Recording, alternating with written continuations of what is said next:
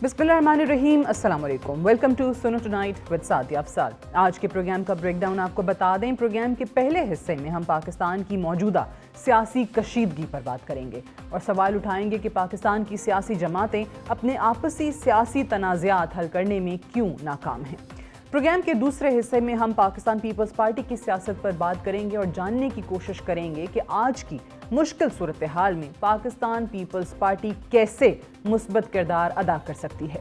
Programme का तीसरा हिस्सा हमारा एडिटोरियल होगा, जिसमें हम आपको बताएंगे कि गज़ा के बच्चे किस हाल में ज़िंदगी गुजार रहे हैं और हम क्यों गज़ा के बच्चों से शर्मिंदा हैं।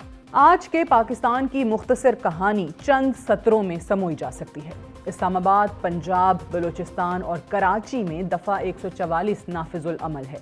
मुल्क भर में पुलिस हाई अलर्ट है। वफाकी दारुल हुकूमत के साथ पंजाब के कई शहरों में FC और रेंजर्स के दस्तों को तैनात किया जा चुका है।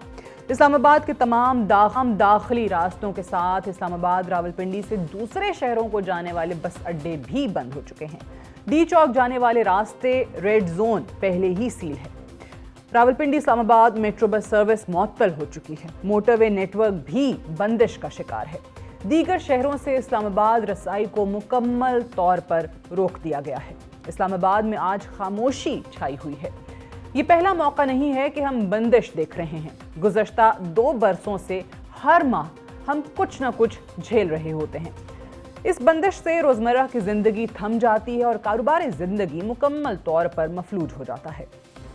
24 नवंबर को पाकिस्तान तहरीक इंसाफ के बानी रहनुमा ने एहतजाज की फाइनल कॉल दी हुई है और पार्टी वर्कर्स और रहनुमाओं को अहकामात जारी किए गए हैं कि हर सूरत इस्लामाबाद पहुंचे।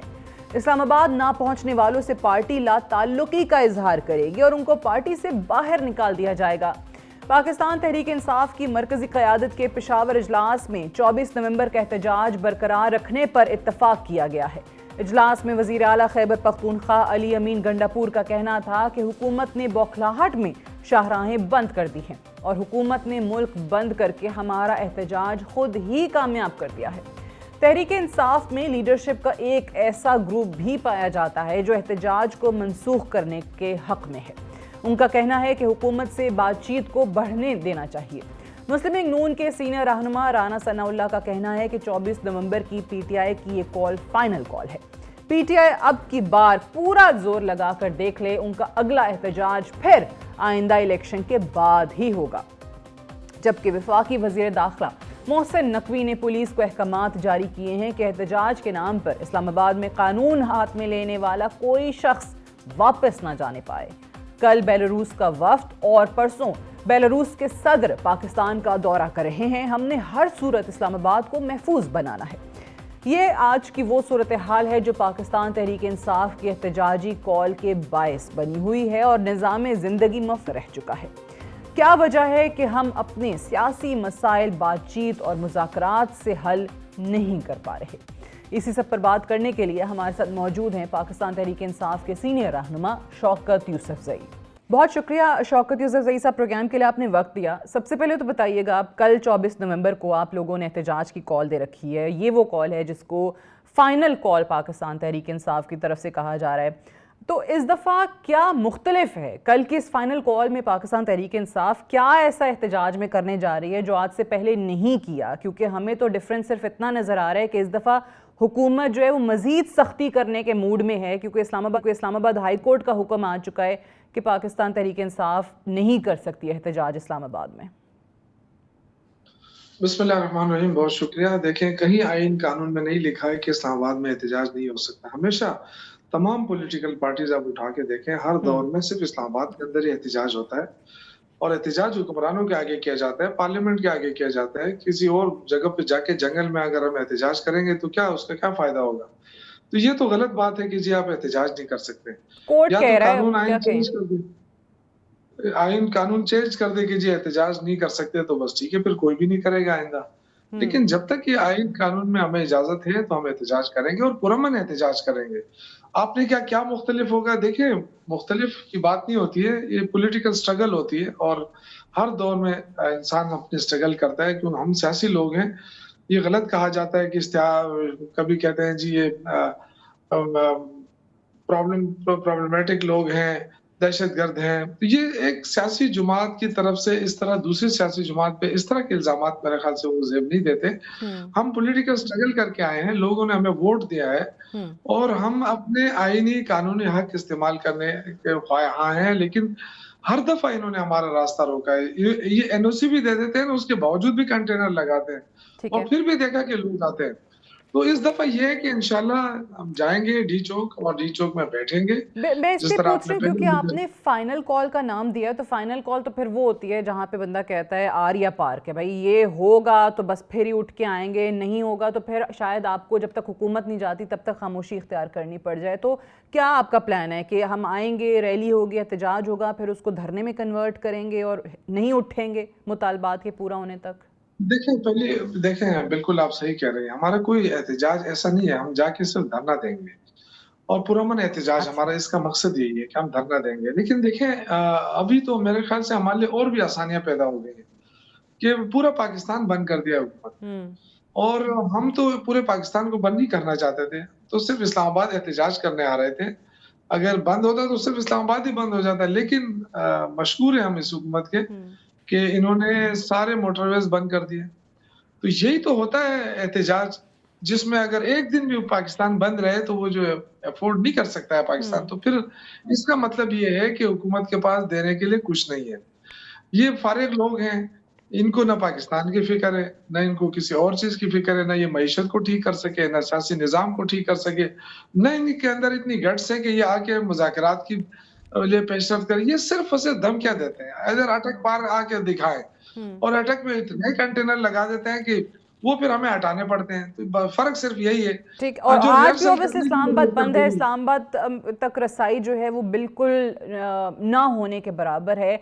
लेकिन इसका जब रीज़न हम पूछते हैं हुकूमत से तो वो बताती है आपको कि एक तो ऑब्वियसली जिसका मैंने जिक्र किया इस्लामाबाद हाई कोर्ट का क्योंकि हुक्म है, सेकेंडली बेलारूस का एक हाई लेवल वफ्द कल आ रहा है, परसों बेलारूस के सदर आ रहे हैं। तो वो कहते हैं कि ये ऐसा ही टाइम क्यों चूज़ करते हैं जब कोई फॉरेन डिग्नेटरी आ रहा होता है। नहीं, ये तो हमारा मुल्क है अल्हम्दुलिल्लाह, यहाँ तो कोई ना कोई आएगा। वैसे तो नहीं है कि ये कोई मुल्क ही नहीं है कि यहाँ कोई आएगा नहीं। ये मुल्क है और हर दौर में आता है और इसका हरगिज़ ये मकसद नहीं होता है कि आप अपना एहतजाज ना करें। ये तो किसी तरह उस पे नहीं लिखा है, लेकिन चूँकि ये नालायक हैं, मैंने आपसे कहा कि इनको खौफ है, ये लेजिटिमेट गवर्नमेंट नहीं है, तो इसलिए मतलब ये है कि इनको ये फ़िक्र रहती है कि कहीं आके ये कब्ज़ा ना कर लें। देखिए ये इस तरह नहीं होता है, आप जब चोरी करते हैं तो आपके दिल में चोर गुस्सा होता है, फिर आप खौफ कहते हैं, डरते हैं अवाम से। वरना क्या है, अगर हम आ जाएँ तो हम कोई कानून, आइन में हमने कौन-सी जगह कब हाथ में लिया है?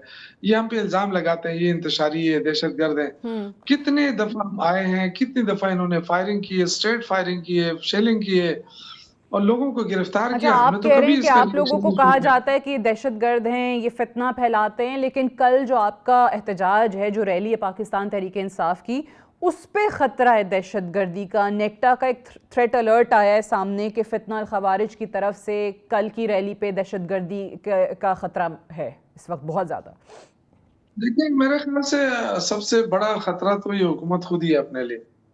और अगर ख़वारिज का खतरा है तो मेरे ख़्याल से ये भी फेडरल गवर्नमेंट की रिस्पॉन्सिबिलिटी है कि जाए वहाँ पे पूछे। ये आज तक खैबर पख्तूनख्वा में एक ही बार हमने दीदार किया है अपने वज़ीर दाखिला का, कि वो एक ही बार मर्तबा आए थे, उसके बाद तो आए भी नहीं है। हालाँकि दहशतगर्दी जो है ये लोकल फिनोमेना नहीं है, ये इंटरनेशनल फिनोमेना है और जब होता है किसी भी सूबे में, किसी भी मुल्क में, तो वो वफाकी हुकूमत उसको उसके खात्मे के लिए अपना रोल अदा करती है। यहाँ पे ताने दिए जा रहे हैं कि जी सूबाई हुकूमत है, तो सूबाई बट हुकूमत देखें शौकत यूसुफ उसके ये ऊपर सब ठीक है, चलें आप जिस तरह से भी कह रहे हैं मान लेते हैं, लेकिन अफसोस तो होता है ना कि एक सूबे का चीफ एग्जीक्यूटिव वो ये कह रहा है कि जी हम सर पे कफन बांध के निकले हैं, मुल्क हम पूरा बंद कर देंगे, इस्लामाबाद पे हमला करेंगे, यलगार करेंगे, वापस नहीं आएगा, इंकलाब लाएंगे, खून जो है वो लाल रंग का होता है, इंकलाब की निशानी खून है। लेकिन वही चीफ मिनिस्टर जो है वो पारा चनार में अपने सूबे में जो ओप्रेस्ड कम्युनिटी हमेशा से है, जो जनाजे उठा रही है, लाशें उठा रहे हैं, वहां का दौरा भी नहीं करते। देखिए सादिया, हर चीज़ के लिए अपना वक़्त होता है और अपनी टीम होती है, हमारी हुकूमत है वहाँ पे, हमारी वहां पूरी लोग मशीनरी शहीद वहाँ हो गए। मौजूद है। नहीं, पूरी मशीनरी हमारी मौजूद है। आपका क्या ख़्याल है कि वहाँ हुकूमत मैं का रेट चीफ नहीं है क्या? मिनिस्टर की बात कर रही हूँ देखिए कि ही शुड हैव बीन नहीं, देयर। चीफ मिनिस्टर देखें, बिल्कुल चीफ मिनिस्टर भी जाएँगे اور اس سے پہلے بھی گئے ہیں، اس سے پہلے مذاکرات بھی ہوتے رہے ہیں، اس سے پہلے بھی اس طرح کے واقعات ہوتے رہے. یہ جو ہے نا یہ بدقسمتی ہے، لیکن وہاں پہ پوری مشینری ہے گورنمنٹ کی. اب ایسا تو نہیں ہے. اب یہ جو اسموگ آیا لاہور کے اندر، پورے پاکستان پنجاب کے اندر، تو آپ کی چیف منسٹر جو ہے وہ سوئٹزرلینڈ چلی گئی تھی. تو اس سے بھی یہ اسموگ کا پوچھنا چاہیے نا کہ کمپیریزن آپ ان لوگوں کو لاشوں سے تو نہ کریں نا، وہاں شہادتیں ہوئی ہیں. میری بات تو سنیں نا. دیکھیں لاشوں کی بات نہیں، ہمیں افسوس ہے جو بھی واقعات ہوتے ہیں سیکٹرزم کے، یہ بڑے افسوسناک ہے. یہ کسی بھی ملک کے لیے اچھی بات نہیں ہے، اور یہ اس پہ کسی کو تانے دینے کی ضرورت نہیں ہے. یہ آلریڈی اس پہ بہت بڑے کام ہو رہے ہیں. پوری حکومتی مشینری لگی ہوئی ہے، اس میں ایڈمنسٹریشن لگی ہوئی ہے کہ ان کا کسی طریقے سے ان کا صلح ہو جائے، کسی طریقے سے ان کے معاملات حل ہو جائے. کیونکہ یہ آج کا ایشو نہیں ہے، یہ بہت پہلے کا ایشو ہے، اور بہت ہمیں اس پہ عرصے سے افسوس چل ہے. رہا ہے. لیکن یہ جو ہے نا اس طرح کیا الیکشن ہوتے ہیں ہر جگہ، اس میں بھی لوگ احتجاج کے لیے نکلتے ہیں.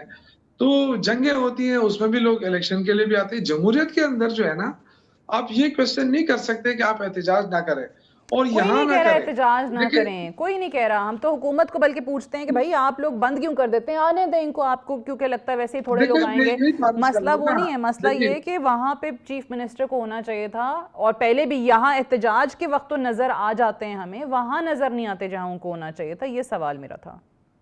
نہیں دیکھیں بنو میں واقعہ ہوا، بنو میں وہ پہنچ گئے تھے، آپ کو پتا ہے بنو میں وہ چلے گئے تھے. اس طرح ڈی خان کے کئی دفعہ انہوں نے دورہ کیا جو وہاں پہ ایشو تھا. اب پاڑا چنار بھی چلے جائیں گے، اس طرح نہیں ہے. لیکن ظاہر ہے وہاں پہ پوری جنگ ہو رہی ہے، آپ لڑائی کا ہو رہی ہے. کل کا اس میں جو سب سے پہلے احتجاج ہے وہ لیڈ کون کر رہا ہے؟ گنڈا پور صاحب؟ دیکھیں ہماری لیڈرشپ اس دفعہ وہ صورتحال نہیں ہے جو 26واں آئینی ترمیم کے وقت پابندی تھی کہ جی کوئی مرکزی لیڈر جو ہے سینیٹر ایم این اے نہ آئے وہاں پہ. اس دفعہ لیڈ ہی سارے لوگ کر رہے ہیں. سینیٹرز بھی ہیں، ایم این ایز بھی ہیں، ایم پی ایز بھی ہیں، اور اس کے ساتھ ساتھ جو ہماری مرکزی لیڈرشپ ہے، اسد کیسر، علی امین گنڈاپور صاحب، اس کے علاوہ جو گوھر صاحب ہیں، عمر ایوب صاحب ہیں، یہ سارے وہاں موجود ہوں گے. اس بار پنجاب کی لیڈرشپ بھی انشاءاللہ پنجاب سے اچھا، بھی لوگ نکل رہے ہیں. کیونکہ اب تو ظاہر ہے بشرا بیوی نے جب سب کو انسٹرکشنز دی ہیں کہ ہر کوئی اپنے حلقے سے 10,000 کے قریب بندے لائے گا، اور اگر نہیں لائے گا اور احتجاج سے پہلے گرفتار ہو گیا تو پھر اس کو پارٹی سے نکال دیا جائے گا. دیکھیں یہ تو خیر پارٹی کا اپنی پالیسی ہوتی ہے نا، وہ کس طرح اپنے اس کو کامیاب کرتے ہیں جلسوں کو. کیونکہ ہمارے پہلی مرتبہ تو نہیں ہے نا. ہم تو میرے خیال سے پی ٹی آئی میں قسم کے جو ایکسپرٹی لی ہے ہم نے وہ اسی کے لیے. I know. تو میرے بٹ خیال اس سے دفعہ ہمارے لیے کوئی انسٹرکشنز مشکل بشرا نہیں بیوی کی ہوگی. طرف سے آ رہی ہیں نا؟ نہیں، بشرا بیوی کی طرف سے انسٹرکشن نہیں ہے. بشرا بیوی غیر سیاسی خاتون ہے. انہوں نے جو بھی کہا ہے وہ عمران خان کی طرف سے کہا ہے، کیونکہ وہ مل کر آئی تھی ان سے، اور جو عمران خان نے میسج دیا ہے وہ انہوں نے ورکروں تک پہنچایا ہے. تو اور کل جو اسی انہوں نے سعودی عربیہ کے حوالے سے سٹیٹمنٹ دے دی ہے وہ بھی عمران خان صاحب کے کہنے پہ دی ہے؟ یہ مجھے نہیں پتا ہے، کیونکہ انہوں نے سعودی عرب کا نام نہیں لیا ہے. یہ جو بھی یہ حکومت کا پروپیگنڈا رہا، اچھا، تو آپ بھی اور کہتے ہیں سعودی عرب کا اسی کا ذکر نہیں سہارا تھا. لے کر کل سے اسی کا سہارا لیا جا رہا ہے میڈیا کے اوپر کہ جی بشرا بیوی نے یہ کہا، بٹ بشرا اب بیوی تو نے کہا. آپ کے دیکھیں اپنی پارٹی کے لوگ ان کے اس بیان سے لا تعلقی ظاہر کر رہے ہیں کہ بھئی ہمارا کوئی تعلق نہیں ہے. انہوں نے جو بات کی سعودی نہیں، عرب کی. دیکھیں یہ تو پارٹی پالیسی نہیں ہے نا کہ ہم سعودی عرب کے خلاف بات کریں. تو سعودی عرب کا تو نام ہی نہیں لیا انہوں نے. تو وہ ان کا جب انہوں نے ذاتی نام ہی بیان ہے، وہ خان نہیں صاحب لیا کے تو کہنے یہ پہ نہیں تھا. حکومت نہیں. دیکھیں میری بات سنیں، یہ پہلی بات تو کہ انہوں نے سعودی عرب کا نام تک نہیں لیا. اگر لے بھی لیتی نا تو اس نالائق حکومت کو نہیں چاہیے تھا کہ اس چیز کو اچھالتے، کیونکہ اس سے ہی تو تعلقات خراب ہوتے ہیں. تو یہ تو خود ہی اس پہل کر رہے ہیں کہ اگر تعلقات کی خرابی کی طرف چلے جائیں. تو یہ پروپیگنڈا اتنا غلط پروپیگنڈا کرتے ہیں کہ اس سے ملک کو ٹھیک ہے، نقصان ہوتا ہے، چلیں. کیونکہ ان میں کوئی سمجھدار بندہ تو ہے ہی نہیں. رائٹ، شوکت نہ ان یوسف کو سعید سمجھ صاحب، میں اس سے تھینک یو کیا ویری نقصان مچ. ہو وہ رہا ہے. آپ کہتے ہیں کہ نام نہیں لیا تھا، اور اگر نام لے بھی لیا تھا تو حکومت کو نہیں چاہیے تھا کہ اس معاملے کو اتنا اچھالتے. I have to take a break here. Stay tuned. Welcome back to Suno Tonight with Sadia Afzal. آج ریاست پاکستان کو نہ صرف سیکیورٹی چیلنجز درپیش ہیں بلکہ ہماری معیشت بھی مشکل صورتحال میں گھری ہوئی ہے، اور ہم پر IMF کی کڑی شرائط لاگو ہیں.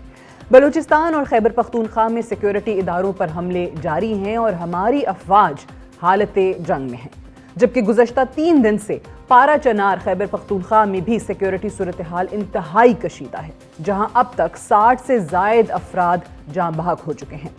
خیبر پختونخوا کی سیکیورٹی صورتحال اس بات کا تقاضا کرتی ہے کہ پاکستان کی تمام سیاسی جماعتیں ایک پیج پر اکٹھی ہوں اور حالات کی نزاکت کو پیش نظر رکھتے ہوئے مجموعی اقدامات پر غور کریں، مگر یہاں کا بابا آدم ہی نرالا ہے۔ وزیر اعلیٰ خیبر پختونخوا علی امین گنڈاپور کرم میں موجود ہونے کی بجائے تحریک انصاف کے احتجاج کی قیادت کرتے ہوئے اسلام آباد نکلنے کی تیاری کر رہے ہیں۔ وزیر اعلیٰ خیبر پختونخوا کا کہنا ہے کہ اب کفن باندھ کر نکلیں گے اور ملک بند کرنا ہے۔ ہماری سیاسی جماعتیں آج بھی آپسی ڈھینگا مشتی میں مصروف ہیں۔ ہم اسلام آباد میں محصور ہوئے بیٹھے ہیں، نہ اسلام آباد میں داخل ہوا جا سکتا ہے اور نہ اسلام آباد سے باہر جا سکتے ہیں۔ بات یہاں تک نہیں بلکہ اسلام آباد کے اندر بھی سفر کرنا مشکل ہو چکا ہے۔ آخر ہم اپنی سیاست کو کس موڑ پر لے آئے ہیں اور سیاسی لیڈرشپ کیوں ناکام ہے؟ اسی سب پر بات کرنے کے لیے ہمارے ساتھ موجود ہیں پاکستان پیپلز پارٹی کی مرکزی سیکریٹری اطلاعات اور رکن قومی اسمبلی شازیہ مری صاحبہ۔ بہت شکریہ شازیہ مری صاحبہ، آپ نے پروگرام کے لیے وقت دیا۔ سب سے پہلے تو بتائیے گا کہ this is your capital which we are discussing Islamabad. یہاں پہ آج ہمیں وزیر داخلہ نے بتایا ہے کہ کل کوئی بیلاروسی وفد آ رہا ہے، پرسوں کے صدر آ رہے ہیں، اور ہر احتجاج میں پاکستان تحریک انصاف جب اعلان کرتی ہے کہ ہم اسلام آباد کی طرف مارچ کریں گے تو یہی صورتحال ہوتی ہے۔ اسلام آباد اور پنڈی کے شہریوں کی مشکلات بڑھ چکی ہیں۔ کوئی طریقہ نہیں ہے کہ سیاسی جماعتیں آپس میں کوئی ایسا لاہ عمل بنا لیں کہ جس سے عوام کی زندگی ایٹ لیسٹ متاثر نہ ہو؟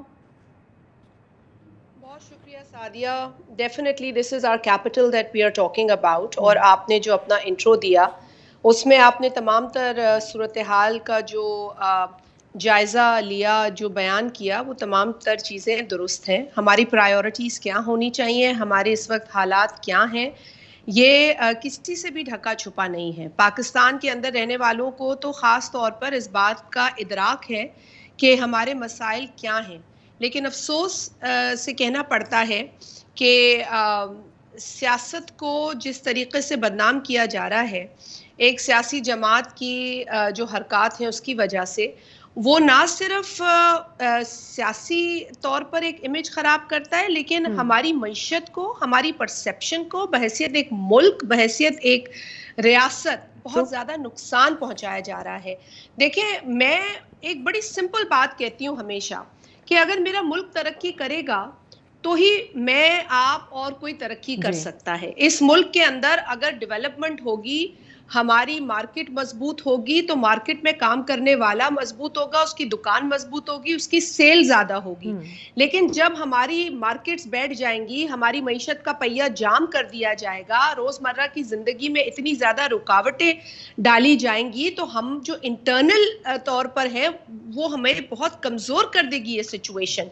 آپ یہ معیشت کی بات کے حوالے سے آپ نے کہا تو مجھے یہ بڑی سمپل باتیں ہیں، یہ کوئی راکٹ سائنس نہیں ہے، یہ کوئی اتنی بڑی بات نہیں ہے جس کو سمجھنے کے لیے ہمیں کوئی معاشی ایکسپرٹس چاہیے ہوں گے۔ یہ بڑی سمپل بات ہے۔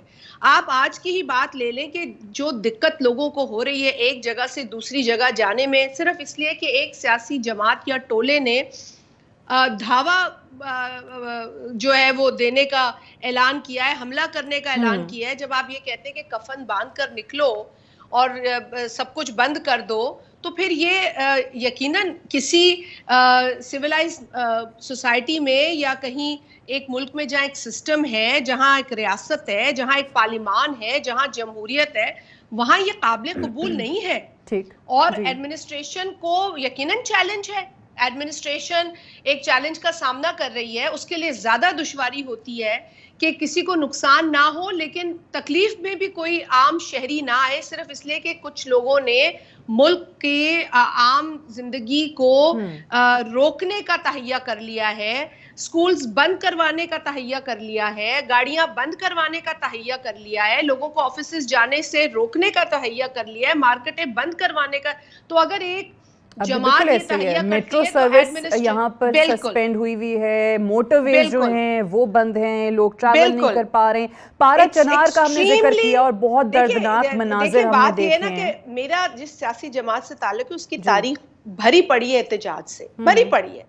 آپ مجھے کوئی ایک احتجاج میری جماعت کا بتا دے جہاں ہم نے گملہ توڑا ہو، ہم نے کسی موٹر سائیکل کو آگ لگائی ہو، ہم نے بدترین جو ہمارے ساتھ رویے اختیار کیے گئے، جس اذیت سے ہمیں جیلوں میں رکھا گیا، جس طرح ڈیل کیا گیا ہمارے لوگوں کے ساتھ، لیڈرشپ کے ساتھ، جو عدالتی فیصلے ہمیں سنائے گئے، ہم نے ایک جگہ جا کر کسی پراپرٹی کو نقصان نہیں پہنچایا. شہید ذوالفقار علی بھٹو کی پھانسی قبول کرتے ہوئے اور اس فیصلے کو سنتے ہوئے، جو کہ ہم کہتے رہے کہ غلط تھا، لوگوں نے خود کو آگ لگا دی لیکن ملک کی کسی عمارت کو نہیں جلایا. اور پھر اس فیصلے کو سنتے وقت بھی یہ چیخو پکار کرتے رہے کہ غلط تھا. 40 برس کے بعد پتا چل گیا کہ وہ غلط فیصلہ غلط طریقے سے لیا گیا تھا. فیصلے کو آج بھی کالعدم قرار نہیں دیا گیا، جس پر ہمیں افسوس ہے. مگر پھر بھی ہم نے ایک جلاؤ گھیراؤ کی سیاست، ایک اور چیز جو پاکستان پیپلز پارٹی کے حوالے سے جس کا آپ نے احتجاج، This is not politics. ٹھیک ہے، پیپلز پارٹی کی جو احتجاجی تحریک رہی ہیں ان کا ذکر کیا. ایک اور چیز پاکستان پیپلز پارٹی کے حوالے سے کہ آپ لوگ ڈائیلاگ کی بات کرتے ہیں، مذاکرات کی یقین رکھتے ہیں. ہم پولیٹیکل ڈائیلاگ، مذاکرات کی بالکل بات کرتے ہیں. تو ان لوگوں کے ساتھ کیوں نہیں ہو سکتے؟ Nothing is impossible, especially in politics. آپ کچھ بھی حاصل کر سکتے ہیں. ہم نے یہ ملک حاصل کیا ہے، سیاست کر کے حاصل کیا ہے. پولیٹیکل لوگوں نے اس پہ سٹرگل کیا ہے، پولیٹیکل موومنٹس چلی ہیں.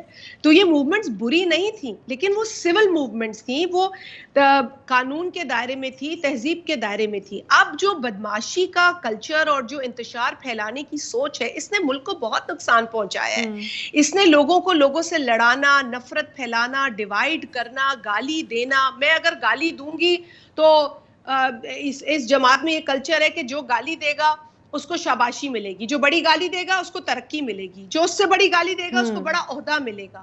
اگر یہ کلچر ڈیولپ ہوتا ہے تو یقیناً لوگ پھر ایک دوسرے سے برتری لینے کی کوشش کرتے ہیں. کچھ لوگ شریف ہوتے ہیں، کچھ لوگ ڈیسنٹ ہوتے ہیں، وہ پیچھے رہ جاتے ہیں. اور جو ایک اس طرح کی ذہنیت کے لوگ ہوتے ہیں جن کو انتشار پسند ہے اور انتشار سے ان کو پتا ہے کہ ہمیں شاباشی ملنی ہے، تو وہ اسی کو پروموٹ کرتے ہیں. آپ سی ایم کے پی کی مثال لے رہی تھی.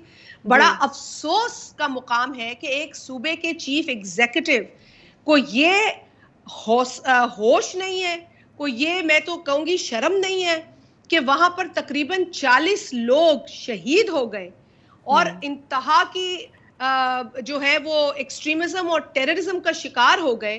اور آپ ابھی بھی احتجاج کر رہے ہیں، نہ کہ آپ شہداء کے گھر پہنچیں، جا کے آپ اس پوری سچویشن کو کنٹرول کریں. اب میں تو مطلب ایک چیف ایگزیکٹو کا رول دیکھیں نا. ایک وہ فارمر فرسٹ لیڈی کی آپ نے ان کی سٹیٹمنٹ سنی، خیر سے سعودی عربیہ والی.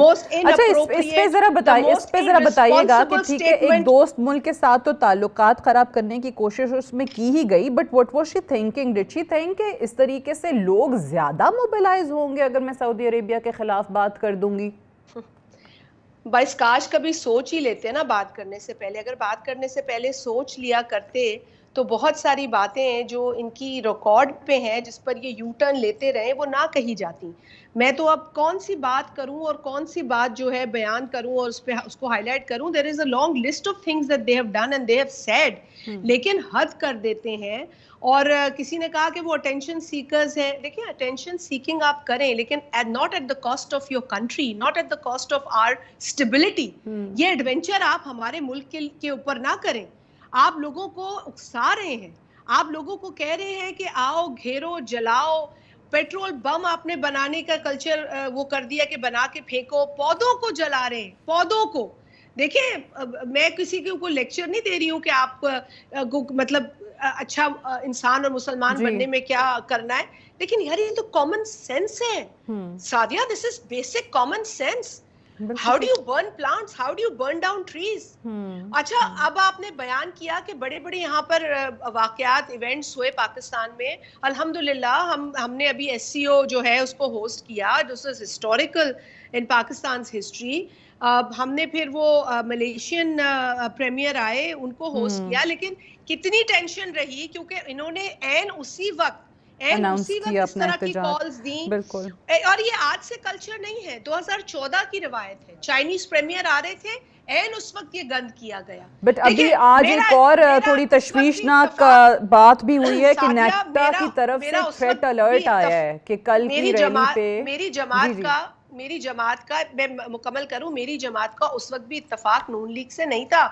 جو 2014 میں جب چائنیز پریمیئر آ رہے تھے جی، بٹ وہ چائنیز پریمیئر ہمارے ملک میں آ رہے تھے. میں پہلے پاکستانی ہوں, پھر پاکستان پیپلز پارٹی کی کارکن ہوں, میں پہلے پاکستانی ہوں, پھر ممبر ہوں قومی اسمبلی کی.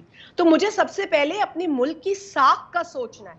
اس ملک کی عزت سے میری عزت جڑی ہوئی ہے. جن لوگوں کے پاس ملک نہیں ہے, سرزمین نہیں ہے, چھت نہیں ہے, ان سے پوچھیں کہ ملک سٹیٹ نہ ہونے کا دکھ درد تکلیف کیا ہے. یہ اس کے لیے راکٹ کل کے سائنس لیے کی ضرورت نہیں ہے. تشویشناک صورتحال اس طریقے سے کہ نیکٹا کی طرف سے ایک تھریٹ الرٹ آیا ہے کہ کل کوئی فتنہ الخوارج کی طرف سے کوئی کارروائی ہو سکتی ہے اس ریلی پہ. کیوں نہیں ہوگی؟ آپ جب ایسی سچویشن کریٹ کریں گے تو ملک کے جو دشمن پہلے ہی ملک کے خلاف کام کر رہے ہیں وہ یقیناً ایسے موقعوں کا فائدہ اٹھاتے ہیں. اب دیکھیں بیلاروس کے پریزیڈنٹ آ رہے ہیں, ان کی کنیکشن جو ہے وہ کسی سے ان کی الائنمنٹ ہے اور کسی سے نہیں ہے. اب دیکھیں نا, اب میں تو ان کی طرح کسی کو غدار کہنے میں یقین نہیں رکھتی, لیکن یہ مترادف تو اسی بات کا ہے نا کہ ایک آپ ملک کے جو ہمدرد ہیں, کتنے ہمدرد ہم نے چھوڑے ہیں اپنے. مطلب ان کے دور حکومت میں تو انہوں نے بین الاقوامی سطح پر تمام ممالک سے تقریباً اپنے معاملات خراب کر دیے تھے. ٹھیک ہے. پاکستان پیپلز پارٹی کے چیئرمین جناب بلاول بھٹو زرداری صاحب بحیثیت فورن منسٹر, وہ ایک مختصر عرصے میں انہوں نے جتنی محنت کی ہے, جتنا انگیج کیا ہے پوری دنیا کو at a very crucial time جب 2022 کے فلڈز کا ہمیں سامنا تھا, انہوں نے بحال کیا ہے ہماری فارن ریلیشنز کو دنیا کے دیگر جتنے ممالک سے انہوں نے بگاڑا تھا اور مضبوط کیا ہے دیگر ممالک کے ساتھ. اور پاکستان کو اتنا برا ان لوگوں نے بدنام برا ایک پرسیپشن دے دی تھی جس کو انڈو کرنا بڑا مشکل تھا. دیکھیں انٹرنیشنل اداروں سے آپ پنگے اس وقت لیتے ہیں جب آپ کی پالیسیز مضبوط ہو, آپ کی اکانومی مضبوط ہو. آئی ایم ایف سے آپ پہلے کہتے ہیں کہ ہم لون نہیں لیں گے, لون لینے کے بجائے ہم خودکشی کریں گے, خودکشی کرنے کے بجائے آپ نے وہ پیالہ بڑا کر دیا. آپ نے لون بھی لیا, ان کی شرائط پہ لیا, پھر دیکھا جب پولیٹیکلی ہمیں سوٹ نہیں کر رہا تو ہم نہیں لون واپس کر رہے, ہم شرائط پوری نہیں کر رہے. ارے بھائی, it is not you, it is on country's behalf that you signed a document with I M F which is an international organisation. اور اگر ایک آئی ایم ایف سے آپ ڈیفالٹ کرتے ہیں تو دنیا میں ہر انسٹیٹیوشن آپ کو ڈیفالٹر سمجھتا ہے. So you have to understand that it is the credibility of this country and not yours. ایک آخری سوال میں آپ سے کرنا چاہوں گی. آپ نے بلاول صاحب کا ذکر کیا, تو پچھلے دنوں جو بلاول صاحب نے کچھ اعتراضات اٹھائے تھے یا تنقید کی تھی یا کچھ تحفظات کا اظہار چلیں کہ یہ کیا تھا پی ایم ایل این پہ کہ انہوں نے وعدے پورے نہیں کیے, معاہدے پورے نہیں کیے, اور خاص طور سے یہ جو نہریں بنانے والا معاملہ آیا دریائے سندھ پہ, یہ تمام گریونسز پیپلز پارٹی کے جو اس وقت ہیں فیڈرل گورنمنٹ سے, پی ایم ایل این سے, وہ دور ہو گئے, اس پہ بات ہوئی ہے؟ آپ مجھے 2 منٹ دیجیے گا. بلاول بھٹو زرداری صاحب نے پانی کے حوالے سے جو ہے بڑی ایک سیریس سٹیٹمنٹ دی ہے, کیونکہ یہ بڑا سینسٹیو ایشو ہے. پانی پر جو ہے وہ جنگیں ہونے کے خدشات رہتے ہیں, اور پانی کی جو اس وقت ہمارے پاس ایلوکیشنز ہیں اس سے ہٹ کر پانی ہمارے پاس ہے نہیں.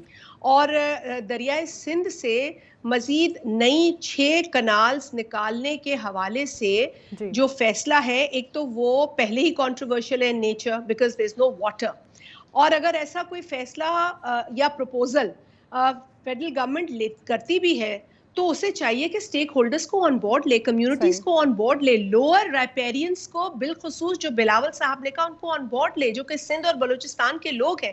اب لوگ سڑکوں پہ نکل آئے. اب ہم بھی دیکھیں ایز ریسپانسبل پولیٹیکل پارٹی ہم نئی لوگوں کو کہیں گے کہ جی آپ ہنگامہ کریں, توڑ پھوڑ کریں, گھراؤ, لیکن جو کمیونٹیز باہر نکلی ہیں وہ سنز آف سوئل ہیں, وہ کیسے برداشت کریں گے کہ جی آپ جو ایلوکیٹڈ پانی ہے وہ کس کس کا ایلوکیٹڈ پانی ہے, اس کا تو آپ بیٹھ کے حساب کریں, اور کس کے پانی کو کاٹ رہے ہیں. دیکھیں زرخیز تو ہم بھی کرنا چاہتے ہیں پاکستان کو, اس کے لیے اور بھی طریقے ہیں.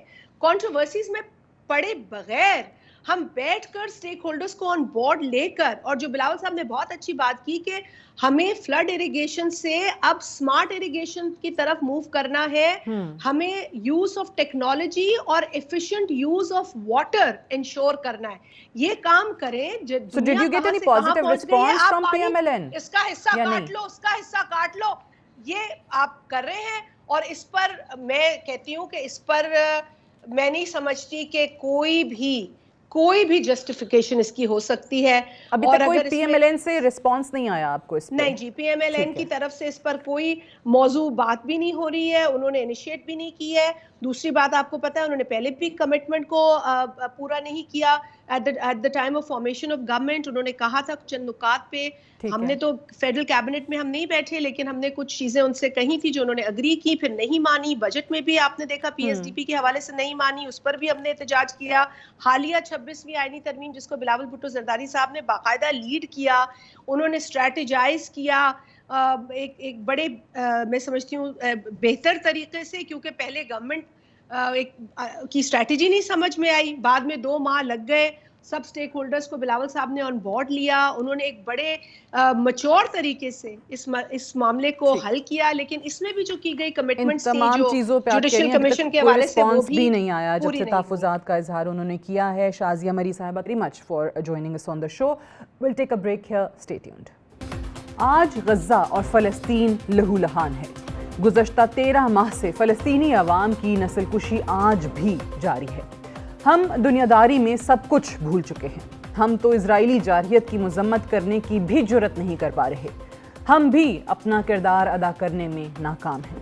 آج ہمیں اپنے آپ سے سوال کرنے کی ضرورت ہے کہ کیا ہم نے اپنی ذمہ داریاں پوری کی؟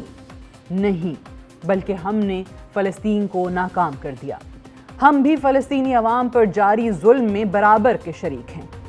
گزشتہ 13 ماہ سے جاری کارروائیوں کو دیکھیں تو ہمیں معلوم ہوگا کہ اسرائیل کی جنگ صرف اور صرف غزہ کے بچوں کے خلاف تھی, جسے باقاعدہ ایک حکمت عملی کے ساتھ چلایا جا رہا ہے. صہیونیت غزہ میں بچوں کی مکمل نسل کشی پر تلی ہوئی ہے.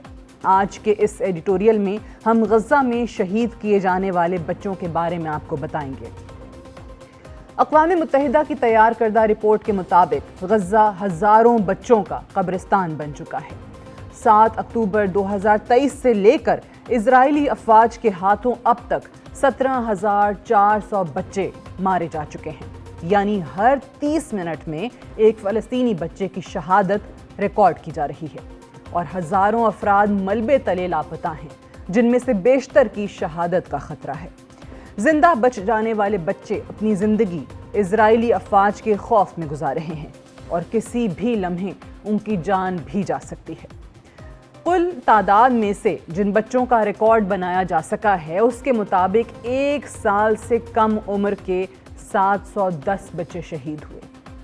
1 سے 3 سال تک کے 1,793 بچے شہید ہوئے.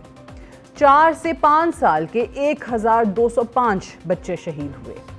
6 سے 12 سال کے 4,205 بچے شہید ہوئے. 13 سے 17 سال کے 3,442 بچے شہید ہوئے. شہید ہونے والے بچوں کے اگر ناموں کو انگریزی حروف کی ترتیب A to Z تک دیکھیں تو احمد نام کے 439 بچے شہید ہوئے, 12 نام کے 71 بچے شہید ہوئے, سیلین نام کے 19 بچے شہید ہوئے, دیما نام کے 46 بچے, ایلین نام کے 18 بچے, فارا نام کے 64 بچے, غزل نام کے 41 بچے, حالہ نام کے 89 بچے, ابراہیم نام کے 129 بچے شہید ہوئے, جانا نام کے 51 بچے شہید ہوئے, خالد نام کے 78 بچے شہید ہوئے, لایان نام کے 106, محمد نام کے 935 بچے, نور نام کے 110 بچے, عمر نام کے 131 بچے, رہف نام کے 64 بچے, سارہ نام کے 98 بچے, تالا نام کے 72 بچے, ادے نام کے 47 بچے, ولید نام کے 25 بچے, یوسف نام کے 167 بچے اور زین نام کے 58 بچے شہید ہوئے. آج ہم اپنے موبائل سکرینوں پر لائیو قتل عام دیکھ رہے ہیں. اسرائیلی کارروائیوں کی بدولت روزانہ کی بنیاد پر 10 بچے ایک یا اپنی دونوں ٹانگوں سے محروم ہو جاتے ہیں. حیران کن بات, سب بچوں کے آپریشن کسی بھی قسم کی بے ہوشی کے دوا کے بغیر کیے جاتے ہیں. آج کی تاریخ میں بے ہوشی کی ادویات کے بغیر بچوں کا آپریشن ایک انتہائی تکلیف دہ عمل ہے, جس کے بارے میں سوچ کر بھی خوف محسوس ہوتا ہے۔ بنیادی ضروریات کی بات کی جائے تو صاف پانی اور خوراک کی کمی کے ساتھ بہت سارے بچے بیماری سے مر جائیں گے۔ آج غزہ دنیا بھر میں بچوں کے لیے سب سے خطرناک جگہ بن چکی ہے، مگر افسوس 17,000 سے زائد بچوں کی شہادتیں بھی ہمارے ضمیر جھنجھوڑنے میں ناکام ہیں، اور آج ہم غزہ کے بچوں سے شرمندہ ہیں۔ That's all for tonight. Good night and Allah Hafiz.